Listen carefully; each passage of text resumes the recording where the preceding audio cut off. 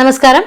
Competitive tracker success സ്റ്റോറീസിന്റെ പുതിയൊരു വീഡിയോയിലേക്ക് എല്ലാവർക്കും സ്വാഗതം. ഇന്ന് നമ്മളോടൊപ്പം ഉള്ളത് PSC ഏകദേശം 15-ലധികം റാങ്ക് ലിസ്റ്റിൽ ഉൾപ്പെടുകയും 2023 നിലവിൽ വന്ന SI റാങ്ക് ലിസ്റ്റിൽ സെലക്ടഡ് ആയി ട്രെയിനിങ് എല്ലാം കഴിഞ്ഞ് മുക്കം പോലീസ് സ്റ്റേഷനിൽ പ്രൊബേഷണറി SI ആയി ജോലി ചെയ്യുന്ന മിസ്റ്റർ ജെഫിൻ രാജു ആണ് നമ്മളോടൊപ്പം ഉള്ളത്. ഇനി ഒരു കാര്യം കൂടി പറയട്ടെ, നമ്മുടെ ജെഫിൻ സാറിനെ നിങ്ങളിൽ പലർക്കും അറിയാം. കോമ്പറ്റേറ്റീവ് ട്രാക്കറിനോടൊപ്പം കുറച്ചധികം നാളുകൾ നമ്മളോടൊപ്പം ഉണ്ടായിരുന്നു, നമ്മുടെ ഉദ്യോഗാർത്ഥികളോടൊപ്പം നമ്മളോടൊപ്പം ഉണ്ടായിരുന്ന ഞങ്ങളുടെ CC കുടുംബത്തിലെ ഒരു അംഗവും കൂടിയാണ് നമ്മുടെ ജെഫിൻ സാർ. അപ്പോൾ ഒത്തിരി സന്തോഷത്തോടു കൂടി നമുക്ക് സ്വാഗതം ചെയ്യാം. സാറിന്റെ പഠന സ്ട്രാറ്റജികളും എങ്ങനെയാണ് ഇത്രയധികം ലിസ്റ്റുകളിലേക്ക് എത്തിയത്, എന്തെല്ലാമായിരുന്നു അദ്ദേഹത്തിന്റെ സീക്രട്ട് ടിപ്സ് എന്ന് നമുക്ക് സാറിന്റെ തന്നെ അറിയാം. ഒരുപാട് സന്തോഷത്തോടു കൂടി അഭിമാനത്തോടു കൂടി സ്വാഗതം ചെയ്യുന്നു കോമ്പറ്റേറ്റീവ് ട്രാക്കറിന്റെ ഈ ഒരു പ്ലാറ്റ്ഫോമിലേക്ക് ജെഫിൻ സാറിനെ. Welcome sir.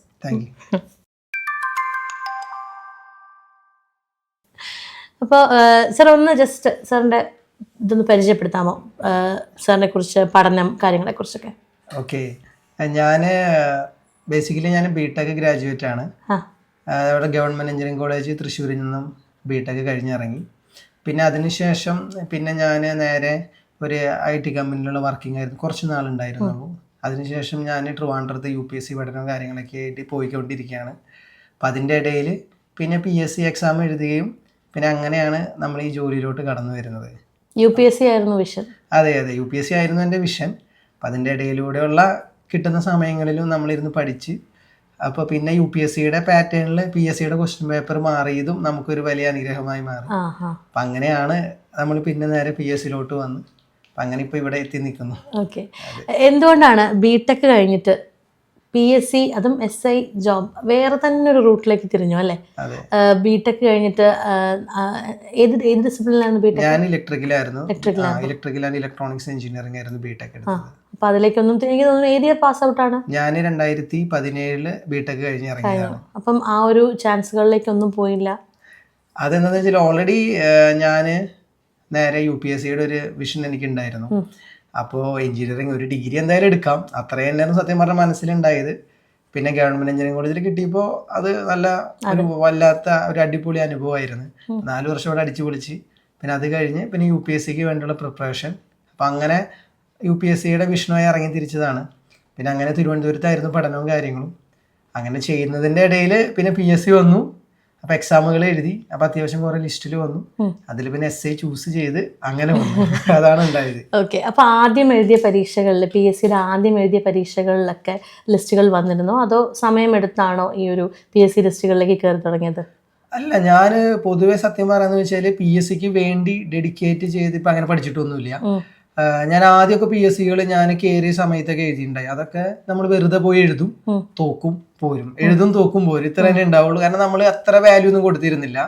പക്ഷേ UPSCയിൽ 2-3 വർഷങ്ങളൊക്കെ കഴിഞ്ഞപ്പോൾ നമുക്ക് എന്തായാലും ഒരു ജോബ് എന്തായാലും വേണം.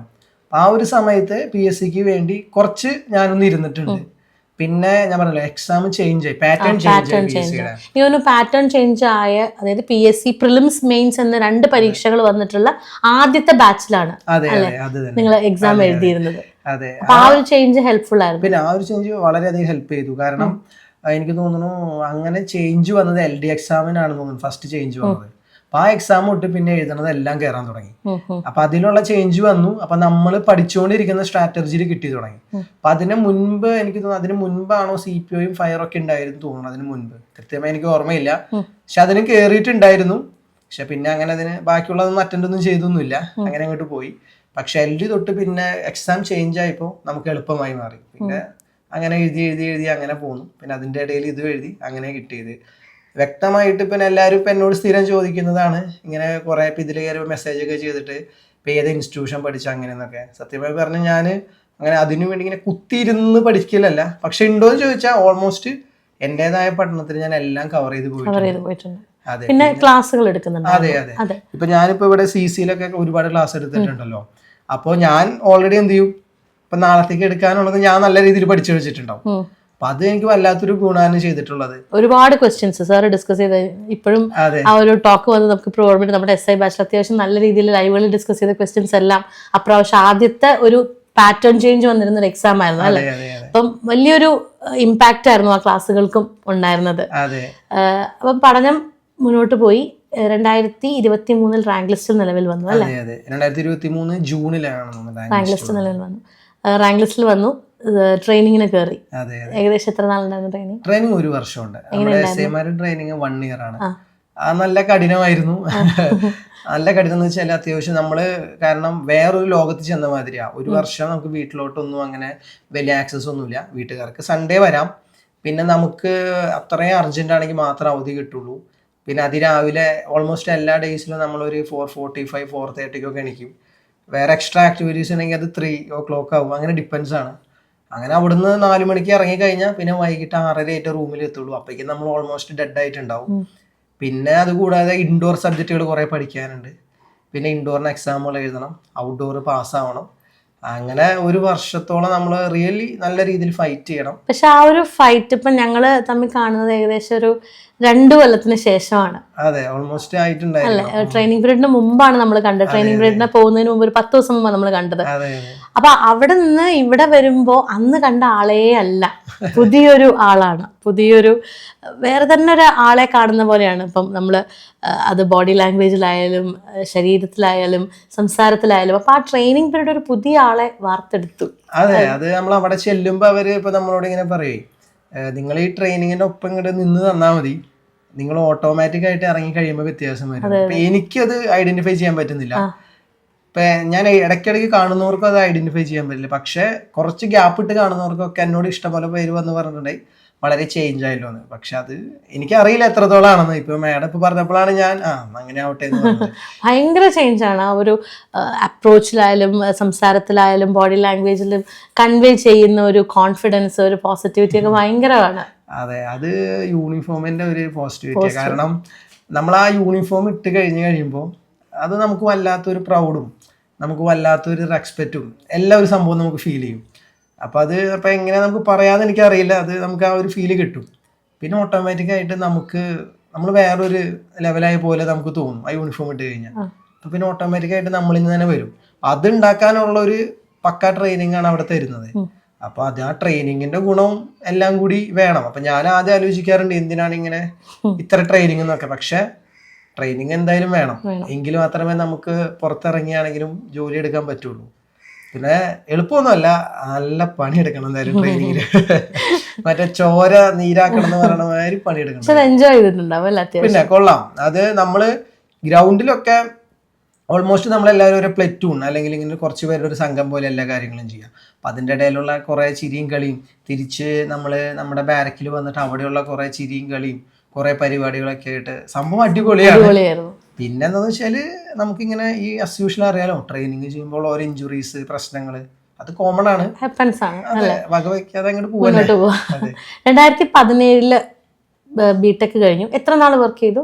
ഞാൻ മാക്സിമം ഒരു 6 മാസം. അതായത് 17 ഏപ്രിലൊക്കെ ഇറങ്ങി ജൂൺ തൊട്ട് ഒരു ഡിസംബർ വരെയൊക്കെ ചെയ്തു. പിന്നെ അത് കഴിഞ്ഞിട്ട് പിന്നെ നേരെ ട്രിവാൻഡ്രത്ത്. കൊച്ചിലെ ഒരു PSC ജോലി മനസ്സിലുണ്ടായിരുന്നു, അതോ ആ വർക്ക് ചെയ്ത സമയത്താണ് അങ്ങനെ ഒരു? അല്ല, എനിക്ക് ഗവൺമെന്റ് ജോലി എന്തായാലും വേണമെന്നുണ്ടായിരുന്നു. പ്രത്യേകം സത്യം പറഞ്ഞാൽ UPSCയുടെ ഒരു ഇതാണ് എന്റെ മൈൻഡിൽ. അത് കിട്ടുമല്ലോ എന്നൊന്നും എനിക്ക് അറിയുന്നില്ല, പക്ഷെ അങ്ങനെ ഒരു മൈൻഡിൽ ഉണ്ടായി. പിന്നെ അപ്പൻ ഓൾറെഡി നമുക്ക് ഗവൺമെന്റ് ജോബാണ്. അപ്പൻ കോടതിയിലായിരുന്നു, ഇവിടെ തൃശ്ശൂർ കോടതിയിലായിരുന്നു. ആള് ക്ലർക്കായിരുന്നു. അപ്പൊ ആള് റിട്ടയർ ചെയ്തു. എന്നിട്ട് ഇപ്പൊ വീണ്ടും ഇവിടെ ഇരിഞ്ഞാലക്കുട പോക്സോ കോടതിയിൽ ആളിപ്പോ ഈ നമുക്കിപ്പോ ഡെയിലി വേജസ് പോലെ എടുക്കുന്നുണ്ടല്ലോ, അപ്പൊ അവരവിടെ പോകുന്നുണ്ട്. ഇപ്പൊ കോടതിയിൽ പോയിരിക്കുകയാണ്. അപ്പൊ അതുകൊണ്ട് നമുക്ക് ആ ഒരു ഗവൺമെന്റ് ജോബിന്റെ ഒരു പ്രത്യേകത നമുക്കറിയാം. അത് അതിന് കിട്ടുന്ന ഒരു പ്രിവിലേജ് എന്ന് പറയുന്നത് ഇപ്പൊ നമുക്ക് വേറൊരു ജോലിക്കും കിട്ടില്ല.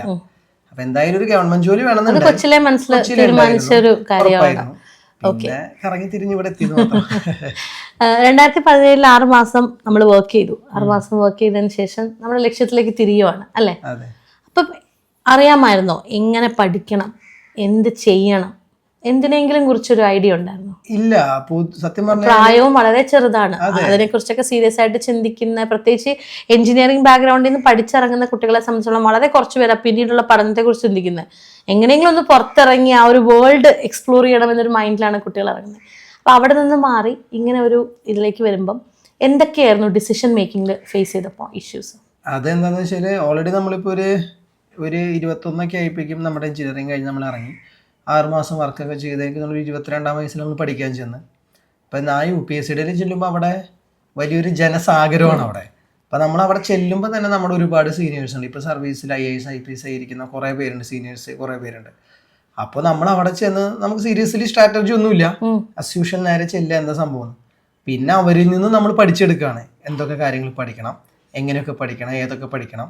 പിന്നെ അതേപോലെ ക്ലാസ്സിലൊക്കെ പോയിട്ട് അവർ തരുന്ന ഇൻസ്ട്രക്ഷൻസ് അതൊക്കെ നമ്മളിങ്ങനെ നമ്മുടേതായ സെറ്റ് ചെയ്ത് ഇപ്പം ഡേ ടു ഡേ എന്നൊക്കെ പറഞ്ഞിട്ട് ഇപ്പം നാളെ ഇന്നത് പഠിക്കണം എന്നൊക്കെ നമ്മൾ എഴുതിയിടുമായിരുന്നു.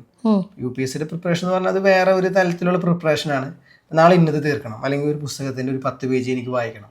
അപ്പം അങ്ങനെ നമ്മുടെ സീനിയേഴ്സ് തന്ന ഇൻസ്ട്രക്ഷൻ പ്രകാരമൊക്കെ ട്രാക്കിലൂടെ പോയി ഏകദേശം ഒരു വർഷമൊക്കെ കഴിയുമ്പോഴേക്കും നമുക്ക് നമ്മുടേതായ ഒരു ശൈലി ഉണ്ടാക്കാൻ പറ്റും. അപ്പോൾ 1 ഇയറിന് ശേഷം പിന്നെ ഞാൻ എൻ്റെ ശൈലിയിലോട്ട് മാറി.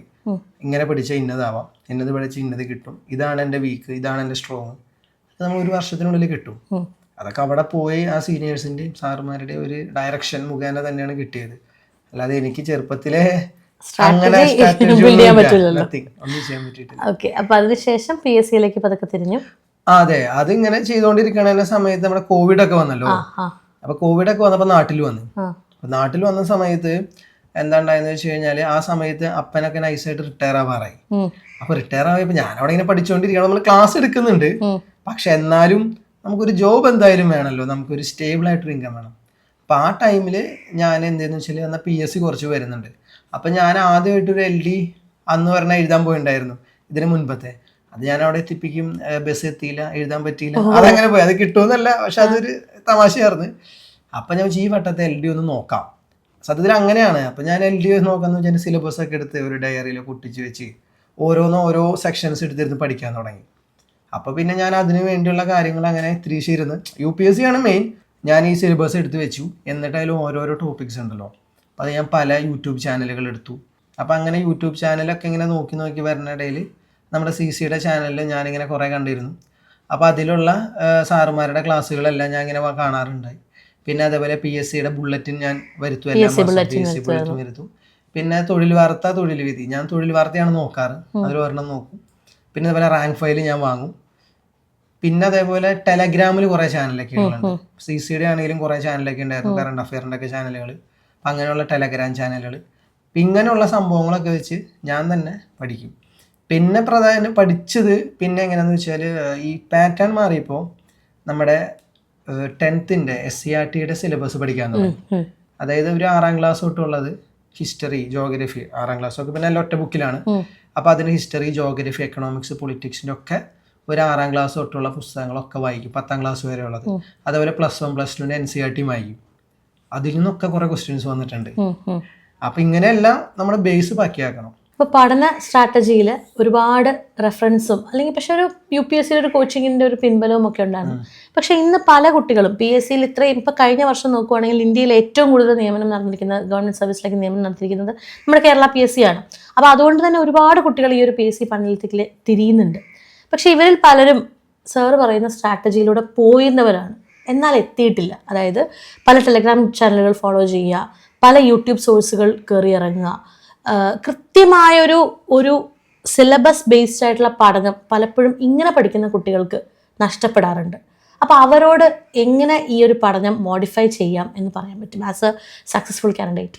അതെന്താണെന്ന് വെച്ചാൽ ഞാൻ ഓൾറെഡി UPSC എന്ന് പറഞ്ഞല്ലോ, ഞാൻ ഇൻസ്റ്റിറ്റ്യൂഷനിൽ കോച്ചിങ് എടുത്ത വ്യക്തിയാണ്. മെന്റർഷിപ്പിൽ, അതായത് ഇൻസ്റ്റിറ്റ്യൂഷനിൽ എനിക്ക് വേണ്ടി കോച്ചിങ്, ഞാൻ അവിടെ 2 ഇൻസ്റ്റിറ്റ്യൂഷനിൽ കോച്ചിങ് എടുത്തിട്ടുണ്ട്, മെന്റർഷിപ്പ് എടുത്തിട്ടുണ്ട്. അവിടെയുള്ള ഫാക്കൽറ്റിയുടെ അണ്ടറിൽ എഴുതി പഠിച്ചു വന്ന വ്യക്തിയാണ്. ഓൾറെഡി എനിക്കൊരു ഡയറക്ഷൻ അവരിൽ നിന്ന് ലഭിച്ചു. ഇപ്പൊ മാഡം പറഞ്ഞത് മാതിരി ഇപ്പൊ ഞാൻ ഈ പറഞ്ഞ ഒരു ലെവൽ വെച്ചിട്ട് കാട് കയറി പോയ ബുദ്ധിമുട്ടാണ്. നമ്മൾ എന്തായാലും നമുക്കൊരു പക്കയായിട്ടൊരു ഡയറക്ഷൻ എന്തായാലും വേണം. അപ്പോൾ ഇൻസ്റ്റിറ്റ്യൂഷൻസിൽ കുറേ പേര് കൊടുക്കുന്നുണ്ട്. അതാണ് മെയിനായിട്ട് കുറേ നമുക്ക് ആ ഒരു ഡയറക്ഷൻസ് കൊടുക്കാൻ പറ്റണം. അപ്പം എൻ്റെ ഇതിൽ എനിക്ക് ഞാൻ കോച്ചിങ്ങിന് പോയിട്ടുള്ള വ്യക്തിയാണ്. അപ്പം എനിക്കൊരു ഡയറക്ഷൻ കിട്ടി. പക്ഷെ അപ്പോൾ അതിൻ്റെ ഒരു വെളിച്ചത്തിൽ ഞാൻ UPSCക്ക് പഠിക്കണ മാതിരി ഞാൻ പറഞ്ഞ മാതിരി സിലബസ് എടുത്ത് ഞാൻ ഒരു സ്ഥലത്ത് ഒട്ടിച്ച് വെച്ച് ഓരോ പോയിന്റ് എടുക്കും. അത് ഇതേപോലെ സെർച്ച് ചെയ്ത് ഞാൻ തന്നെ ഓരോ പോയിന്റിനും ഓരോ നോട്ട് ഉണ്ടാക്കി ഞാൻ തന്നെ പഠിച്ചു. മൊത്തം ഞാൻ കവർ ചെയ്ത് പോയി. കവർ ചെയ്തു ഞാൻ എൻഷുർ ചെയ്യും. എന്നിട്ട് ഞാൻ എന്ത് ചെയ്യും, ക്വസ്റ്റ്യൻ പേപ്പറുകൾ ചെയ്യും. ഒരു 10 ക്വസ്റ്റ്യൻ പേപ്പർ ചെയ്യുമ്പോൾ അതിൽ ഏതെങ്കിലും ഒരു 3-4 ടോപ്പിക്ക് ഞാൻ പഠിക്കാതെ ഉണ്ടാവും. ആ ടോപ്പിക്ക് എടുത്ത് യൂട്യൂബിൽ കൊടുക്കും, എന്നിട്ട് അങ്ങനെ പഠിക്കും. അല്ലെങ്കിൽ ഞാൻ എൻ്റെ മെൻറ്റർമാരെ വിളിക്കും, സാറുമാരെ വിളിച്ച് അവരോട് ചോദിക്കും അങ്ങനെയൊക്കെയാണ് ചെയ്യാൻ പറ്റുന്നത്. അതാണ് ഞാൻ ഉദ്ദേശിച്ച കാര്യം. അല്ലാതെ മറ്റോടെ ഇങ്ങനെ കുറെ അവിടെ ഇവിടെയും തപ്പി അങ്ങനെ ആദ്യമായിട്ട് പഠിക്കുന്ന കുട്ടികളെ സംബന്ധിച്ചിടത്തോളം ഒരുപാട് പേര് ഇങ്ങനെ വഴിതിരിഞ്ഞ് പല വഴിക്ക് പോയി ഒക്കെ വരാറുണ്ട് അല്ലെ. ഏകദേശം എത്ര വർഷത്തോളം ഈ ഒരു പഠനത്തിലേക്ക് വേണ്ടി? ഞാന് UPSCക്ക് വേണ്ടി ഓൾമോസ്റ്റ് ഞാന് 2018 തുടങ്ങിയതാ. 4 വർഷത്തോളം ഞാൻ 23-ലാണ് 23 റാങ്ക് ലിസ്റ്റ് കയറണം. അപ്പൊ ഏകദേശം ഒരു 4-5 വർഷത്തോളം പഠിച്ചിട്ട് തന്നെ ഞാൻ വരുന്നത്. അപ്പൊ ഈ 5 വർഷത്തിൽ എവിടെയെങ്കിലും ഒരു വിഡ്രോവൽ തോന്നിയിട്ടുണ്ടോ? മതിയായി, ഇനി 5 വർഷമായി, ഇനി ഇത് എത്ര നാള് വേണ്ടി വരും, അങ്ങനെയൊക്കെ തോന്നാറുണ്ടോ? പിന്നെ ഇഷ്ടം പോലെ നിർത്തി പോകണം എന്നൊക്കെ തോന്നാറുണ്ടോ? നമ്മുടെ എന്താന്ന് വെച്ചാല് നമ്മള് ഇപ്പോ UPSC എന്ന് പറഞ്ഞ വർഷത്തിൽ ഒരൊറ്റ എക്സാം, ആ എക്സാം പൊട്ടിക്കഴിഞ്ഞാൽ പൊട്ടി, പിന്നെ അടുത്ത വർഷം എഴുതാൻ പറ്റും. അപ്പൊ നമ്മള് നന്നായിട്ട് പ്രിപ്പയർ ചെയ്തൊക്കെ പോയി എഴുതിയ എക്സാമിന് തോറ്റിട്ടുണ്ട്. നമുക്ക് അന്ന് മൊത്തം ഡിപ്രഷൻ ആയിരിക്കും റിസൾട്ട് വരണമെന്ന്. നമ്മൾ മാറിയിരുന്ന് നമ്മൾ കരഞ്ഞിട്ട് വരേണ്ടെന്ന് തന്നെ പറയാം. കാരണം അത്രത്തോളം വിഷമമായിട്ടുണ്ടാവും. പിന്നെ നമ്മുടെ ഒപ്പമുള്ള എല്ലാവരും സക്സസ് ആവുന്നു, അപ്പൊ എല്ലാവരുടെ സ്റ്റാറ്റസുകൾ കാണുന്നു, നമുക്ക് പ്രത്യേകിച്ച് പണിയോ അങ്ങനെ കാര്യങ്ങളൊന്നുമില്ല. ഒരുപാട് തവണ തോന്നിയിട്ടുണ്ട്. പക്ഷെ നമ്മുടെ ഫാമിലിയുടെ സപ്പോർട്ട് ഉണ്ട് നന്നായിട്ട്, അതുകൊണ്ട് ഒരു കുഴപ്പമില്ല. അപ്പോൾ അതിൻ്റെ ഒരു ബലത്തിലും നമ്മൾ നിന്ന് എന്ത് ചെയ്തോളൂ ചെയ്ത് പോകും. അങ്ങനെ ഇരിക്കുന്ന ഒരു ടൈമിലേക്കാണ് ഞാൻ പറഞ്ഞ പോലെ എന്തായാലും ഒരു ജോലി മസ്റ്റാണ് എന്ന രീതിയിൽ PSC എഴുതുന്നതും കിട്ടുന്നതും. അങ്ങനെയാണ് സംഭവം. ഇഷ്ടംപോലെ വട്ടം തോന്നിയിട്ടുണ്ട്. പക്ഷെ തോന്നാതെ നിൽക്കുന്നവരെ കയറുള്ളൂ. നമ്മുടെ അവിടെ ഒരു എക്സാമ്പിൾ പറയുന്നത് വെച്ചാൽ UPSC പഠിക്കാൻ ഇപ്പോൾ ഒരു ചേട്ടനുണ്ടായി. ആള് എഴുതിയ എല്ലാ അറ്റംപ്റ്റിലും ആള് ഓൾമോസ്റ്റ് 6 അറ്റംപ്റ്റ് എഴുതി, മൊത്തമല്ല 5 അറ്റംപ്റ്റിൽ 5 എണ്ണത്തിലും പൊട്ടി. 6ാമത്തെ ആൾ എഴുതി റാങ്ക് ലിസ്റ്റിലും വന്നു. ആൾ അത്രയും വർഷം നിന്നില്ലേ, കിട്ടും. അപ്പൊ ഒരുപാട് മുന്നിലുള്ള ആൾക്കാരെ നമ്മള് അവരുടെ ഒക്കെ പാതകളുടെ എന്താ പറയാ ഒരു ഫോളോ അപ്പും അവര് നമ്മൾ ഒരുപാട് ആൾക്കാരെ കണ്ടതിന്റെ അവരുടെ ലൈഫിന്റെ ചേഞ്ചസുമാണ് നമുക്ക് കിട്ടുന്ന ഒരു ഇത്. എൻ്റെ ഒപ്പം സീനിയറായ ആൾക്കാരുള്ള എഴുതുന്നു തോക്കുന്നു. പക്ഷെ അതിൽ പലരും ഇപ്പോൾ എന്താ IAS IPS വരെയൊക്കെയാണ്. അപ്പം നമുക്ക് അവരുടെ ഒരു ഇൻസ്പിറേഷനാണ് എനിക്കൊക്കെ ഉള്ളത്. പിന്നെ ഓൾറെഡി ഞാൻ പറഞ്ഞല്ലോ, ഈ പഠിച്ചു, മെൻറ്റർഷിപ്പ് കിട്ടി, മെൻറ്റർഷിപ്പ് കൊടുത്തു, ഉള്ള എക്സ്പീരിയൻസ് കൊണ്ടാണ് ഞാൻ ഈ പൊതുവേ ആയിട്ടുള്ള കാര്യങ്ങൾ വേണത്. അപ്പോൾ എന്തായാലും എവിടെയെങ്കിലും നമുക്കൊരു ഡയറക്ഷൻ ആരുടെയും കയ്യിൽ നിന്ന് കിട്ടണം. ഇനിയും ഒരു വട്ടെങ്കിലും നമ്മൾ നല്ല രീതിയിൽ ആ ഡയറക്ഷൻ വെച്ച് കോച്ചിങ് എടുത്ത് തന്നെ പഠിക്കുന്നതാണ് ഏറ്റവും നല്ലത്. മെന്റർഷിപ്പെങ്കിലും വേണം. എന്നിട്ട് സ്വന്തമായിട്ട് പഠിച്ചു. ജീവിതകാലം മൊത്തം കോച്ചിങ്ങിന് പോകണമെന്ന് ഞാൻ പറയില്ല. ചെറിയൊരു മെന്റർഷിപ്പ് വേണം. എന്ത് പഠിക്കണം, എങ്ങനെ പഠിക്കണം എന്നൊരു ക്ലാരിറ്റി മസ്റ്റ് ആണ്. +1 ആണെങ്കിൽ എന്ത് പഠിക്കുകയാണെങ്കിൽ അത് വേണ്ടേ?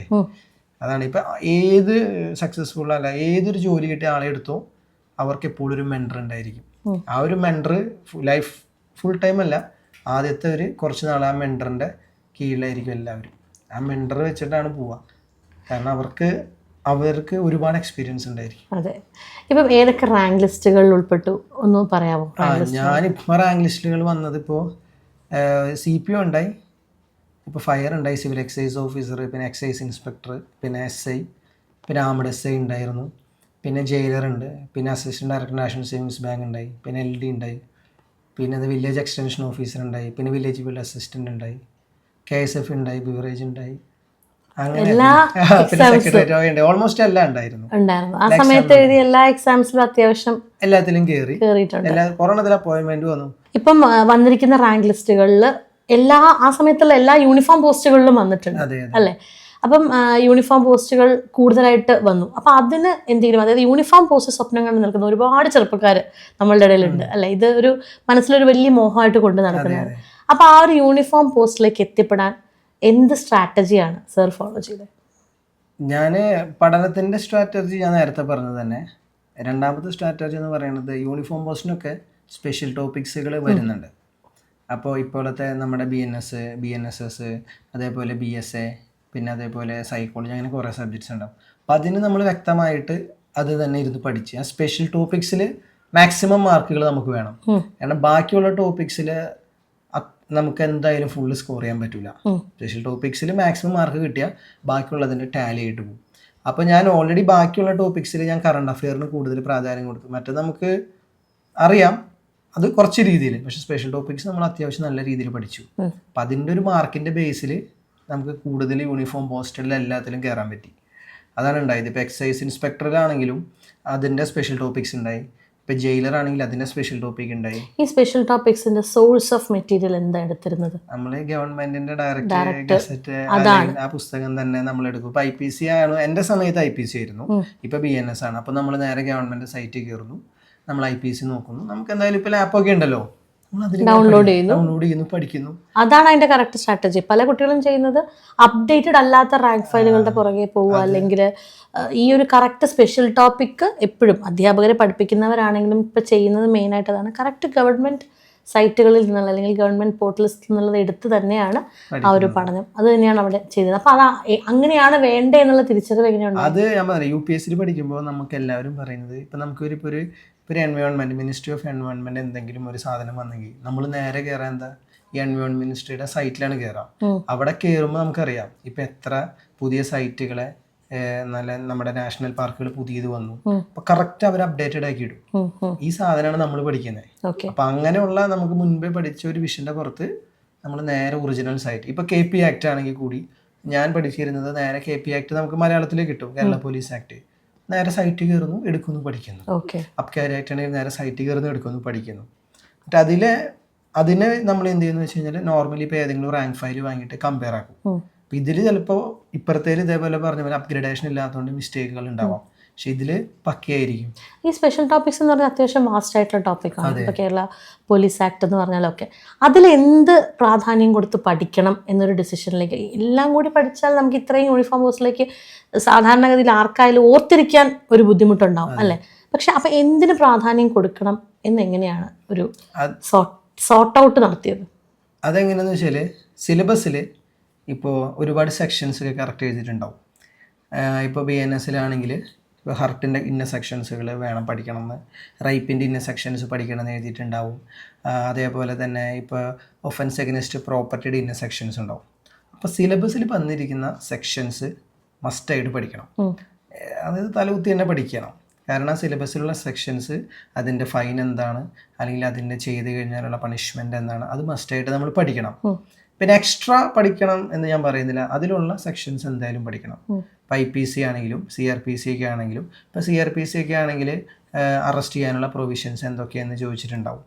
അപ്പോൾ അതിൻ്റെ സാധനം നമ്മൾ എടുത്ത് നോക്കിക്കഴിഞ്ഞാൽ കറക്റ്റ് ഇന്ന സെക്ഷനിലാണുള്ളത്, ഇന്ന ഒരു 3-4 കാര്യങ്ങളുണ്ടാവും.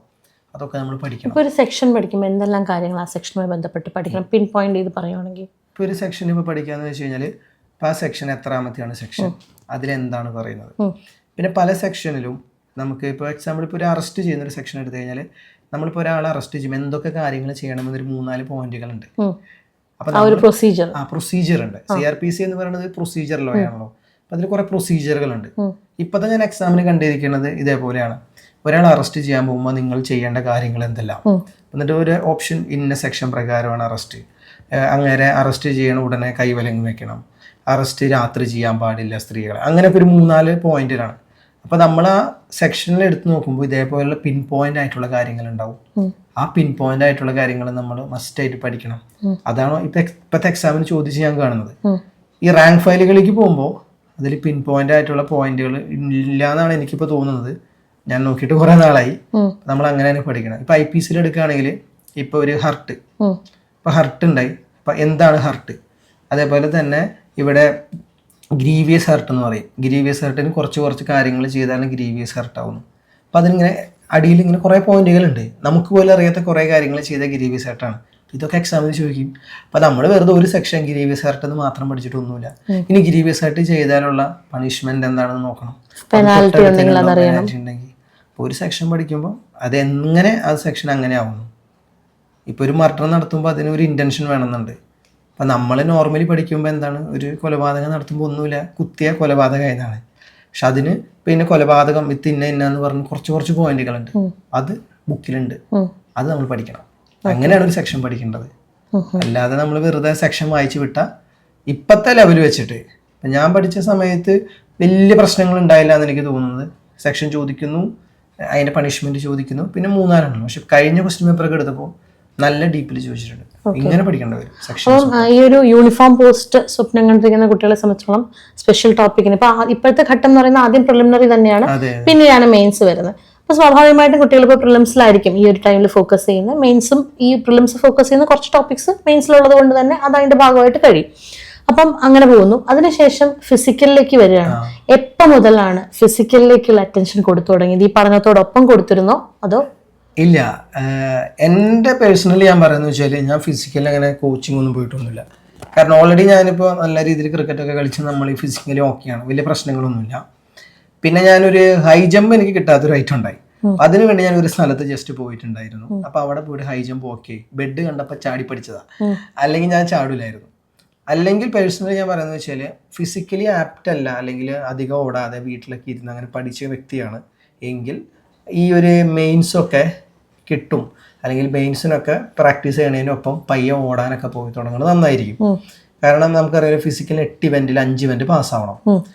5 ഓൾമോസ്റ്റ് കുഴപ്പമില്ലാത്തൊരു ഇവന്റുകളാണ് 8 ഇവന്റുകളും. എൻ്റെ പേഴ്സണലി പറയുന്നത് ഞാൻ ആദ്യത്തെ 5 ഇവന്റ് തന്നെ പാസ്സായി പോന്നു. പക്ഷെ അതിൽ ഞാൻ പോയതിൽ കുറെ പേര് 1500 അവസാനത്തെ ഓട്ടം എന്ന് പറയുന്നത് അതിൽ വരെ എത്തി പുറത്തു പോയി അത്ര വിഷമിക്കുന്നവരെ ഞാൻ കണ്ടിട്ടുണ്ട്. കാരണം അവര് റാങ്ക് ലിസ്റ്റിൽ ഫ്രണ്ടിൽ വരേണ്ടവരൊക്കെ ഉണ്ട്, പിന്നെ ഒരുപാട് പേരുണ്ട് അങ്ങനെ. പക്ഷെ ഫിസിക്കൽ തൊട്ടതുകൊണ്ട് അതുകൊണ്ട് ഈ പ്രിലിംസ് തൊട്ടേ ചെയ്യണമെന്ന് ഞാൻ പറയുന്നില്ല, അത് ഓരോരുത്തരുടെ അപ് ടു ഫിസിക്കലാണ്. എനിക്ക് തോന്നുന്നു ഒരു മെയിൻസ് ഒക്കെ ഉണ്ടല്ലോ, മെയിൻസ് ഒക്കെ ഡേറ്റ് ഒക്കെ അനൗൺസ് ചെയ്യുന്നതിന് തൊട്ട് പയ്യെ പയ്യെ പയ്യെ ഫിസിക്കലി ചെയ്യാം.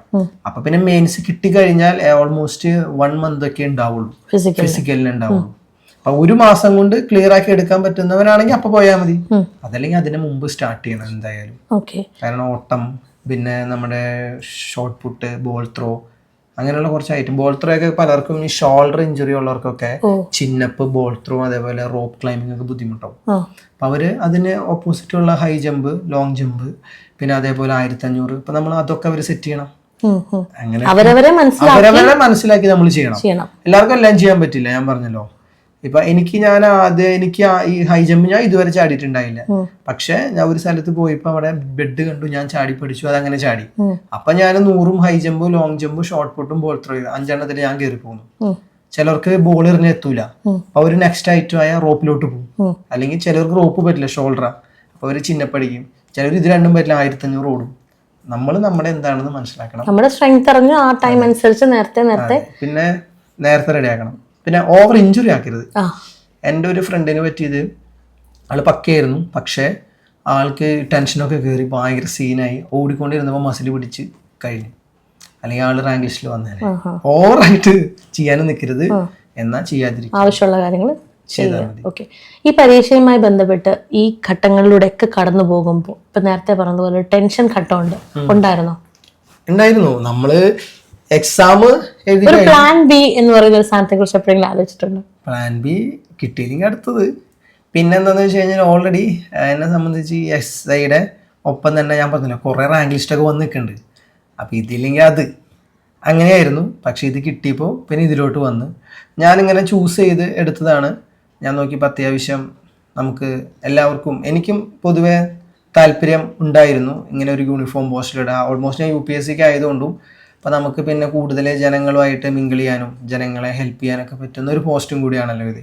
അപ്പം അങ്ങനെ ഒരു ചൂസിൽ എടുത്തു വന്നതാണ് ഞാൻ. അപ്പം പിന്നെ കുറേയിൽ നിന്ന് ഇങ്ങനെ ഞാനിങ്ങനെ ചൂസ് ചെയ്ത് ഇങ്ങനെ എടുത്തു പോകുന്നു. അതിന് ശേഷം കുറേ വന്നു, ഇപ്പം എക്സൈസ് ഇൻസ്പെക്ടർ, അതേപോലെ KS, അങ്ങനെ കുറേ വന്ന്. അപ്പം എന്നോട് കുറേ പേര് പറഞ്ഞു അങ്ങോട്ട് പോക്കോ ഇങ്ങോട്ട് പോക്കോന്ന്. പക്ഷേ ഇത് ഞാൻ ചൂസ് ചെയ്ത് വെച്ചു, ഇനി ബാക്കി എന്താ വരുന്ന അപ്പൊ നോക്കാം. അപ്പൊ ഈ ടെൻഷൻ വരുമായിരുന്നോ ഈ ഒരു ഘട്ടത്തിൽ? എവിടെയെങ്കിലും ടെൻഷൻ കുട്ടികളെ സംബന്ധിച്ചോളം ഏറ്റവും വലിയൊരു പോയിന്റ്, ഇത് കിട്ടുന്നൊരു ഘട്ടം ആദ്യം ചിലപ്പോൾ ടെൻഷൻ ഇല്ലാത്തവരുണ്ടാവും, ചിലപ്പോൾ ഇതിനെ സീരിയസ് ആയിട്ട് കാണുന്നവർ ആദ്യഘട്ടം മുതലേ ടെൻഷൻ അടിക്കുന്നവരുണ്ടാവും ഇതിന്റെ ഔട്ട്പുട്ടിനെ അല്ലെങ്കിൽ ഔട്ട്കമിനെ ഓർത്ത്. എന്നാൽ ഇത് കിട്ടിത്തുടങ്ങുന്നു, ഈ ഒരു ഇതിനോട് അടുത്ത് വരുന്നു എന്ന് തോന്നുമ്പോൾ നമുക്ക് വീണ്ടും ഒരു ടെൻഷൻ എന്ന് പറയുന്ന ഒരു സ്റ്റേറ്റ് ഓഫ് മൈൻഡ് വരാറ്. അപ്പൊ അങ്ങനെയുള്ള ഘട്ടങ്ങളോട് പോയിട്ടുണ്ടോ? ഫിസിക്കലിൽ അന്ന് നല്ല ടെൻഷൻ ആയിരുന്നു. അതായത് ഫിസിക്കലിൽ അന്ന് നമുക്ക് മെഷർമെന്റുകൾ ഉണ്ടാവും, അത് കഴിഞ്ഞിട്ടാണ് ഫിസിക്കല്. അപ്പോൾ നമുക്ക് ഫിസിക്കലിൽ അന്ന് എനിക്ക് ടെൻഷൻ ഉണ്ടായി, കാരണം നമുക്കൊരു ഇഞ്ചുറി വന്നു കഴിഞ്ഞാൽ നമുക്ക് ബാക്കി ചെയ്യാൻ പറ്റില്ല. അപ്പം അതുകൊണ്ട് ആ ഒരു ടെൻഷൻ ഫിസിക്കലിൽ അന്ന് നല്ല ടെൻഷൻ ഉണ്ടായി. പിന്നെ ഇന്റർവ്യൂ എന്ന് പറയുന്നതിൻ്റെ അന്നും ടെൻഷൻ ഉണ്ടായിരുന്നു, കാരണം നമുക്കൊരു I think 4 or 5 4 or 5 ആണെന്ന് തോന്നുന്നു ബോർഡായിരുന്നു. അപ്പോൾ അവർ കുറേ ക്വസ്റ്റ്യൻസ് ഒക്കെ ചോദിച്ചിട്ടുണ്ട്, അതിൻ്റെ ഒരു ടെൻഷൻ ഉണ്ടായി. പിന്നെ റാങ്ക് ലിസ്റ്റ് വന്നു കഴിഞ്ഞിട്ട് അത് നോക്കുമ്പോൾ പിന്നെ ഒടുക്കത്തെ ടെൻഷനായിരിക്കും. പിന്നെ അത് നോക്കി കഴിഞ്ഞാൽ കഴിഞ്ഞു. പിന്നെ ഇതൊക്കെ തന്നെ നമ്മുടെ ടെൻഷൻ. ഇന്റർവ്യൂ പ്രിപ്പറേഷൻ എങ്ങനെയായിരുന്നു? ഇന്റർവ്യൂ പ്രിപ്പറേഷൻ എന്ന് പറഞ്ഞു കഴിഞ്ഞാൽ ഞാൻ ഫിസിക്കലി കഴിഞ്ഞിട്ട് അവിടെ സത്യം പറഞ്ഞാൽ ട്രിവാൻഡ്രം തന്നെയാണ് എൻ്റെ ബേസ്, UPSCയുടെ തന്നെ. അവിടെയുള്ള സാർ അവർ ഇന്റർവ്യൂവിന് പോയ കുറേ പേരുണ്ട്. അവരോടൊക്കെ ഞാൻ ചോദിക്കും, അവരെന്നോട് കുറേ കാര്യങ്ങൾ പറഞ്ഞു തരും.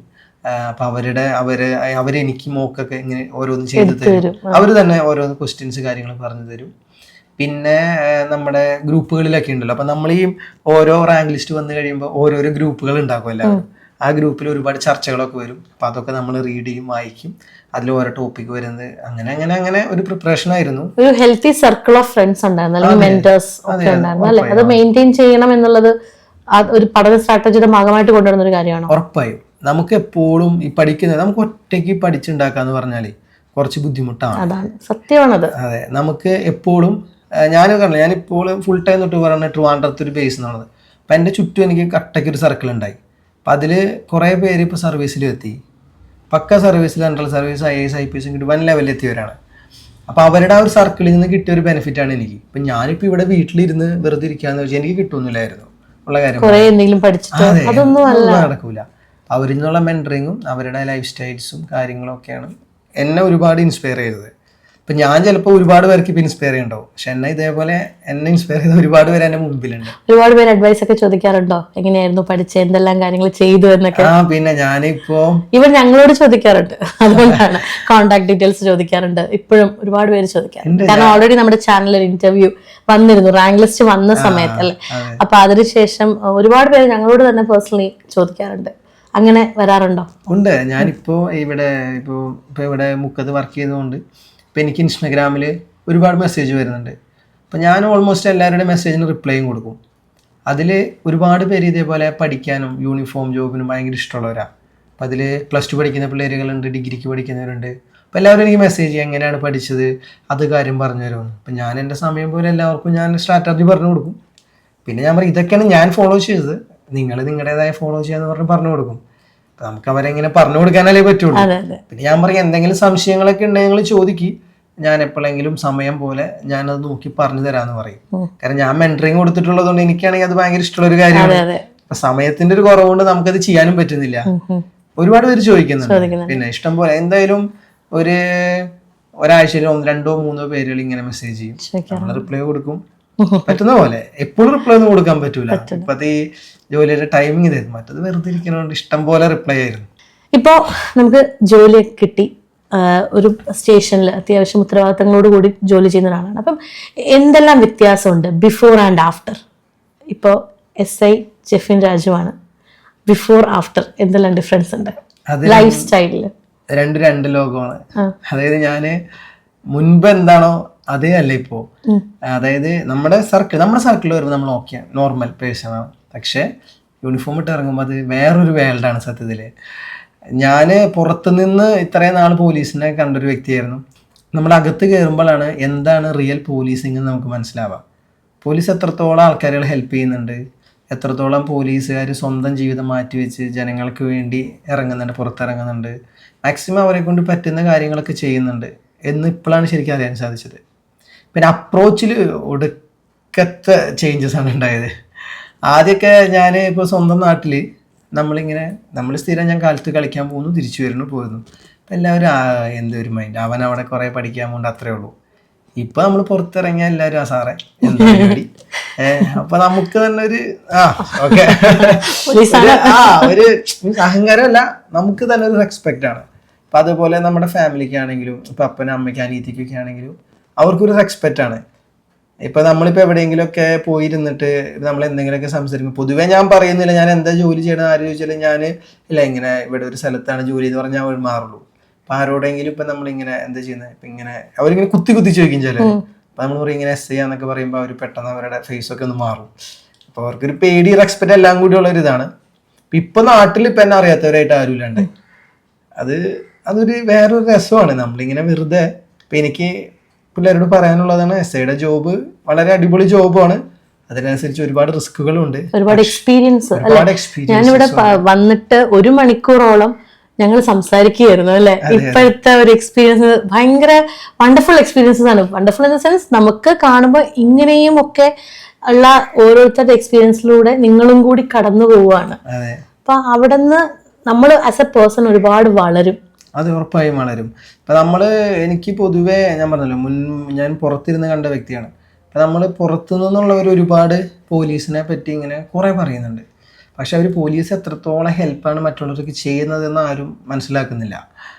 കാരണം നമ്മൾ അത്രത്തോളം ഡെഡിക്കേറ്റഡ് ആയിട്ടാണ് പലരും വർക്ക് ചെയ്യുന്നത്. കാലത്തൊക്കെ വന്നു കഴിഞ്ഞാൽ രാത്രി 10-11 മണിക്ക് ചിലപ്പോൾ അന്ന് വീട്ടിൽ പോകാതെ തന്നെ ജനങ്ങളുടെ പ്രശ്നത്തിന് വേണ്ടിയാണ് അവരിയ്ക്കുന്നത്. അത്രയും വർക്ക് ചെയ്തിട്ടും നമുക്കെതിരെ പറയുന്നവരുണ്ട്.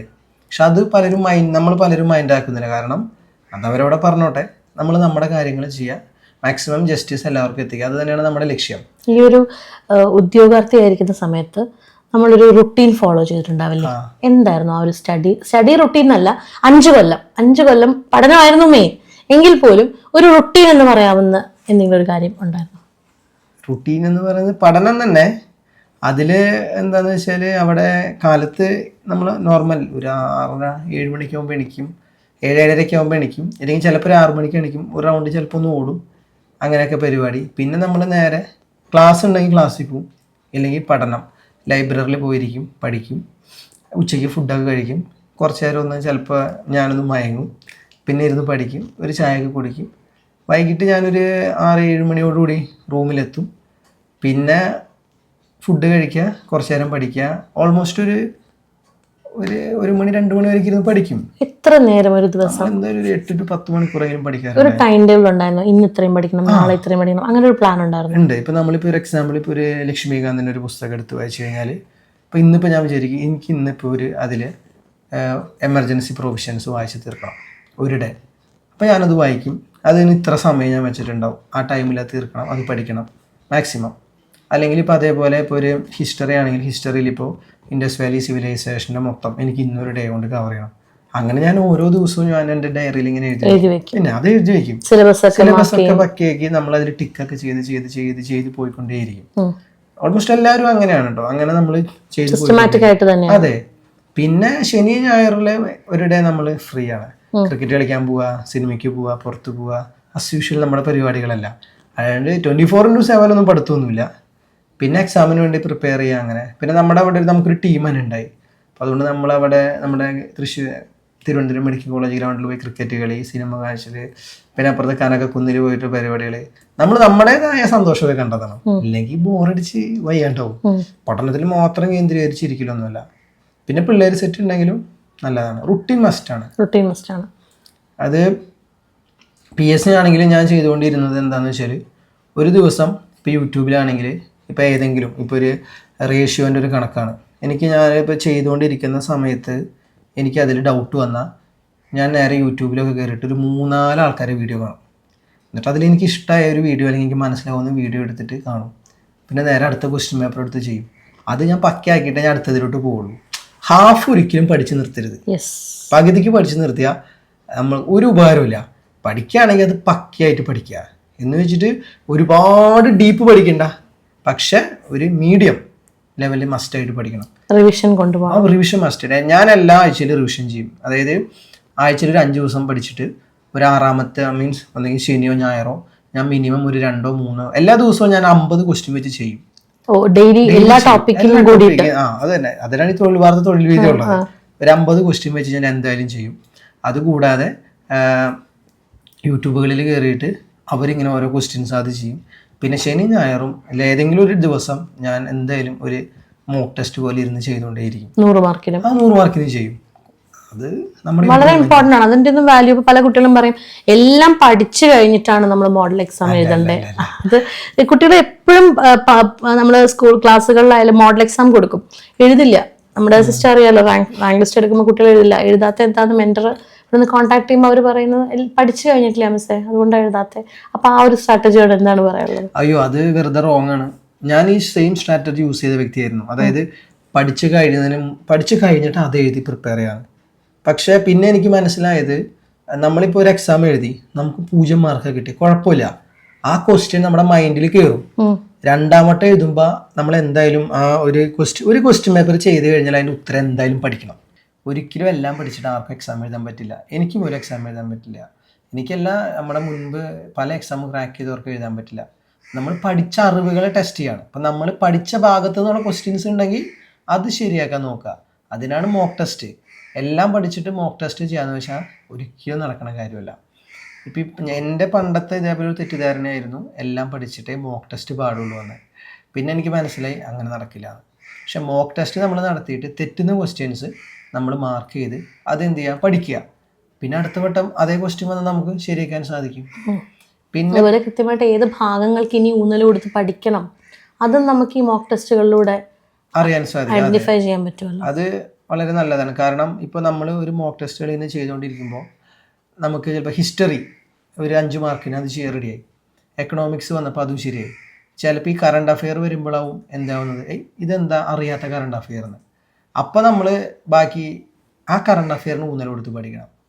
അപ്പോൾ ഈ കറണ്ട് അഫെയറിൻ്റെ കാര്യം പറഞ്ഞപ്പോഴാണ് ഞാൻ അന്ന് അവിടെ CCയിൽ മെൻറ്റർ ചെയ്യുന്ന സമയത്ത് അവിടെ എനിക്ക് തോന്നുന്നു ഫസ്റ്റ് ടൈം ആണെന്ന് അറിയില്ല, ഒരു നീല കളറിൽ ഒരു പുസ്തകം ഇറക്കിയിട്ടുണ്ടായി. ഞാനപ്പോൾ പൊതുവെ ഞാൻ ചെയ്യുന്നത് ഇതെങ്ങനെയാണ്, അതായത് നമ്മുടെ ഏത് എക്സാമിന് മുൻപും അതുവരെയുള്ള കറണ്ട് അഫെയറിൻ്റെ പുസ്തകങ്ങൾ വരും. അപ്പം ഞാൻ ഏതെങ്കിലും ഒരു ഇൻസ്റ്റിറ്റ്യൂഷൻ്റെ പുസ്തകം വാങ്ങിയിട്ട് വരും.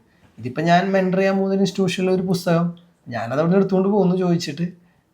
പക്ഷെ അത് ഞാൻ കുറേ നോക്കി, അതിൽ നിന്ന് കുറേ ക്വസ്റ്റ്യൻസ് വന്നിട്ടുണ്ടായി, ഒരുപാട് ക്വസ്റ്റ്യൻസ് വന്നിട്ടുണ്ടായിരുന്നു. ആ വർഷം എല്ലാ എക്സാമിനും ഭയങ്കരമായിട്ട് കുറേ ക്വസ്റ്റ്യൻസ്. അതെ, അത് ഭയങ്കരമായിരുന്നു. അപ്പോൾ അന്ന് CCയുടെ കറണ്ട് അഫെയറിൻ്റെ ബുക്ക് നല്ല അടിപൊളിയായിരുന്നു. പിന്നെ അതേപോലെ തന്നെ അവിടെ ഒരുപാട് പേര് അന്ന് ഇവിടെ ഈ മോക്ക് ടെസ്റ്റുകൾ ഇരുന്ന്, അതായത് അത്രയും ടൈം എടുത്ത് ടൈപ്പ് ചെയ്ത് മോക്ക് ടെസ്റ്റുകൾ കൊടുക്കുന്നുണ്ട്. അപ്പം ഞാനും എന്ത് ചെയ്യുന്നത് വെച്ച് കഴിഞ്ഞാൽ നൈസായിട്ട് കുറച്ച് മോക്ക് ടെസ്റ്റിൻ്റെ ക്വസ്റ്റ്യൻ പേപ്പർ ഞാനും എടുത്തുകൊണ്ട് പോരും. കാരണം നമ്മളിപ്പോൾ കണ്ടുപിടിക്കണ കൂടുതൽ അവിടെ ഒരു റിസർച്ച് ടീം ഇരുന്ന് ഇങ്ങനെ കണ്ടുപിടിക്കുകയാണ് കുറേ ക്വസ്റ്റ്യൻസ് പല സോഴ്സിൽ നിന്ന്. നമുക്ക് വലിയ പണിയില്ല. അപ്പം ഞാൻ നൈസായിട്ട് അതും അവിടെ നിന്ന് ചോദിച്ചിട്ട് എടുത്തുകൊണ്ട് പോരും. അപ്പോൾ CCയുടെ മോക്ക് ടെസ്റ്റുകൾ ഞാൻ കുറേ ചെയ്യാറുണ്ട്, അതേപോലെ കറണ്ട് അഫെയറും ചെയ്യാറുണ്ട്. പിന്നെ ഞാനും അവിടെ പിന്നെ കുറേ മെൻറ്ററിങ് കുറേ സാറുമാർ കൊടുക്കുന്നുണ്ട്. അപ്പോൾ അവരുടെ അപ്പം ഞാൻ നോക്കുമ്പോൾ ഓരോ കുട്ടിക്ക് ഓരോ മെൻറ്ററൊക്കെ വെച്ച് ചെയ്യുന്നത് കാണാറുണ്ട്. അപ്പം അങ്ങനെയൊക്കെ ഒരു മെൻറ്ററിൻ്റെ ഒരു സപ്പോർട്ടൊക്കെ വളരെ നല്ലതാണ്. അപ്പോൾ അതുകൊണ്ട് കുറേ സംഭവങ്ങളൊക്കെ എനിക്ക് CCന്ന് എന്ത് ചെയ്യാൻ പറ്റി, എനിക്കും കിട്ടി. പിന്നെ എൻ്റേത് വകയുള്ള പഠനങ്ങളും കാര്യങ്ങളൊക്കെ ആയിട്ട്. അപ്പം നമുക്ക് എന്തെങ്കിലും ഒരു ഇത് ബേസിക്കലി വേണം. നമ്മുടെ ഒരു വഴി വെട്ടി കിട്ടിയാൽ അതിലൂടെ പോവാം. പക്ഷെ അതിന് നമുക്കൊരു ബേസ് മസ്റ്റായിട്ട് വേണം. ഇപ്പോൾ യൂണിഫോം പോസ്റ്റ് ഒക്കെ സ്വപ്നം കണ്ടിരിക്കുന്ന കുട്ടികളെ സംബന്ധിച്ചിടത്തോളം ഇത് വളരെ ഹെൽപ്ഫുൾ ആയിട്ടുള്ള ഒരു സെഷൻ ആണെന്ന് വിചാരിക്കുന്നു. ഒരു ലാസ്റ്റ് ക്വസ്റ്റ്യൻ കൂടെ. നമ്മളിപ്പം പഠിച്ചുകൊണ്ടിരിക്കുന്ന ഒരുപാട് കുട്ടികളുണ്ട്. ഇപ്പം സാറിൻ്റെ പീരീഡ് കഴിഞ്ഞിട്ട് ഒരുപാട് കുട്ടികൾ ജോയിൻ ചെയ്തിട്ടുണ്ട്, ഒരുപാട് പേരുണ്ട് കേരളത്തിലൊക്കെ. അപ്പം ഇവർക്ക് കൊടുക്കാൻ പറ്റുന്ന ഒരു 5 ടിപ്സ് പോയിന്റ് ആയിട്ട് പറയുകയാണെങ്കിൽ എന്ത് പറയും? 5 ടിപ്സ് എന്നല്ല, ഞാൻ കോമൺ ആയിട്ട് കുറച്ച് കാര്യം പറയാം, 5 എണ്ണം പോലെ ആക്കാണ്ട്. ഒന്നാമത്തത്, നമുക്ക് റൈറ്റ് ആയിട്ടുള്ളൊരു ഗൈഡൻസ് വേണം. ഏതെങ്കിലും നിങ്ങൾക്കിപ്പോൾ നിങ്ങളുടെ സീനിയറോ അല്ലെങ്കിൽ ഇൻസ്റ്റിറ്റ്യൂഷനോ എന്ത് വേണമെന്ന് തിരഞ്ഞെടുക്കാം. ഒരു റൈറ്റ് ആയിട്ടുള്ളൊരു ഗൈഡൻസ് വേണം. കാരണം നമ്മൾ ആദ്യമായിട്ട് ഇപ്പോൾ നമ്മളൊരു സ്ഥലത്തോട്ട് ചെന്ന് കയറുമ്പോൾ ഏതാ പഠിക്കേണ്ടതെന്ന് അറിയില്ല.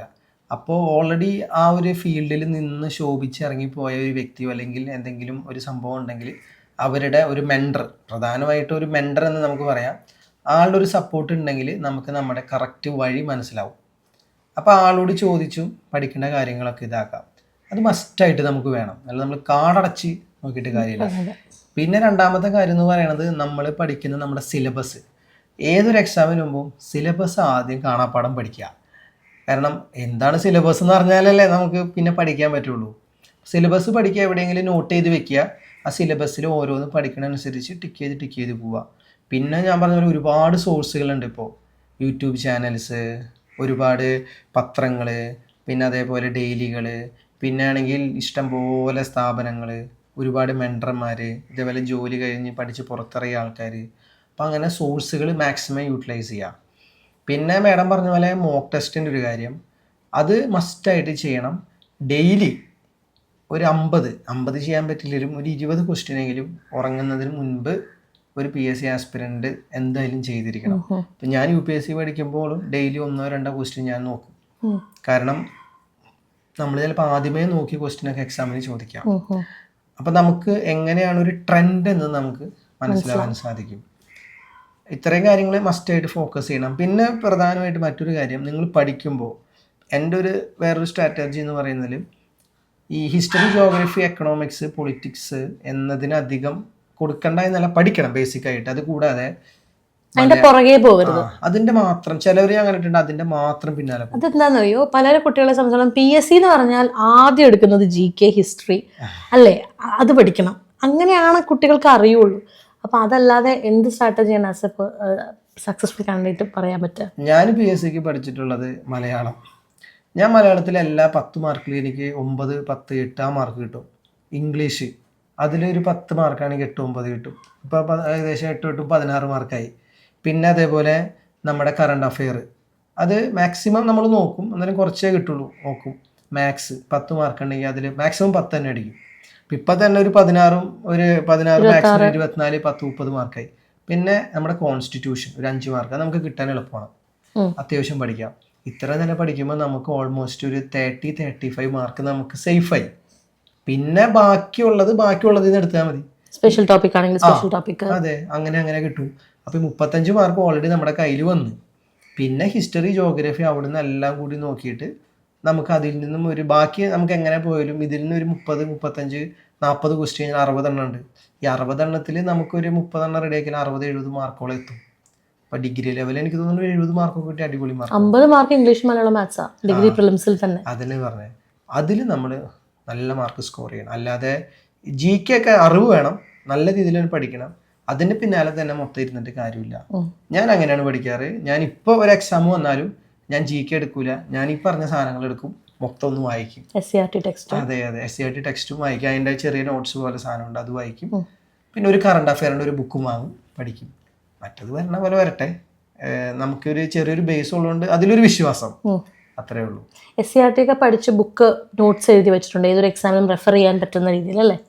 നോട്ട്സ് എഴുതി വെക്കലല്ല, ഫുള്ള് ഡിജിറ്റലാണ്.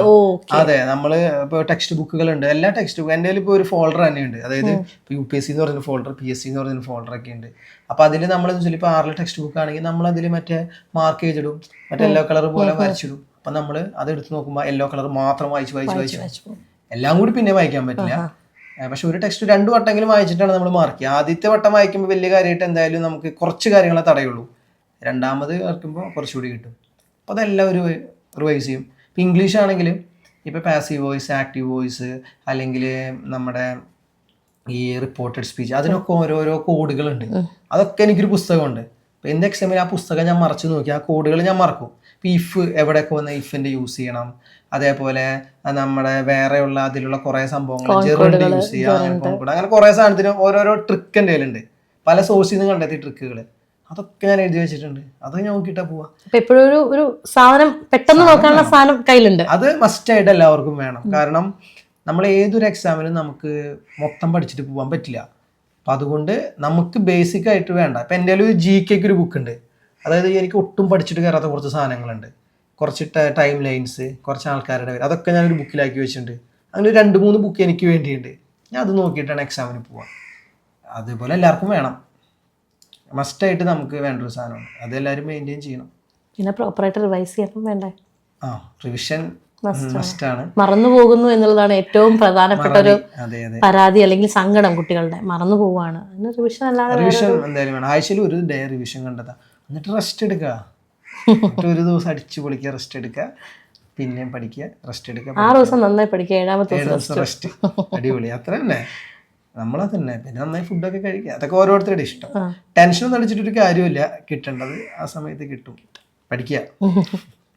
ഒരുപാട് സന്തോഷം ഇത്രയും നേരം നമ്മളോടൊപ്പം ചിലവഴിച്ചതിന്. ഒരുപാട് കാര്യങ്ങൾ ഇപ്പോൾ ഇൻ്റർവ്യൂവിനപ്പുറം ഇന്ന് സംസാരിച്ചതിന് ഒരുപാട് കാര്യങ്ങൾ ആസ് എ പേഴ്സൺ എനിക്കും ഇന്ന് നമ്മുടെ കുട്ടികൾക്കും ഉപകാരപ്പെട്ടു എന്ന് തീർച്ചയായിട്ടും വിശ്വാസമുണ്ട്. അപ്പം ഈ നല്ല തിരക്കുള്ള സമയമാണ്.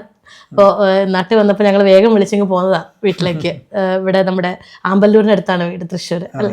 അപ്പം അങ്ങടേക്ക് ഞങ്ങൾ ഓടി വന്നതാണ്. അപ്പോൾ ഈ തിരക്ക് പിടിച്ച സമയത്ത് ഉച്ചയ്ക്ക് വേറെ പ്രോഗ്രാം ഉണ്ടെന്ന് പറഞ്ഞു. അപ്പം നമുക്ക് വേണ്ടി ഇത്രയും സമയം ചിലവാക്കിയതിന് താങ്ക്സ് പറയേണ്ട കാര്യമില്ല. കാരണം CC സംബന്ധിച്ചിടത്തോളം CCയുടെ കുടുംബത്തിലൊരാൾ തന്നെയാണ്. അപ്പോൾ ഒരു നന്ദി പറച്ചിലല്ല, എങ്കിൽ പോലും ആ സമയത്തിന് ഒരുപാട് സന്തോഷം. വീണ്ടും നമുക്ക് ഇതുപോലുള്ള കാര്യങ്ങളുമായിട്ട് ഒരുമിച്ച് കാണാം. ചാനൽ ആദ്യമായിട്ടാണ് നിങ്ങൾ കാണുന്നതെങ്കിൽ സബ്സ്ക്രൈബ് ചെയ്യാൻ മറക്കണ്ട. നമുക്ക് വീണ്ടും മറ്റൊരു വീഡിയോയിൽ കാണാം. Thank you.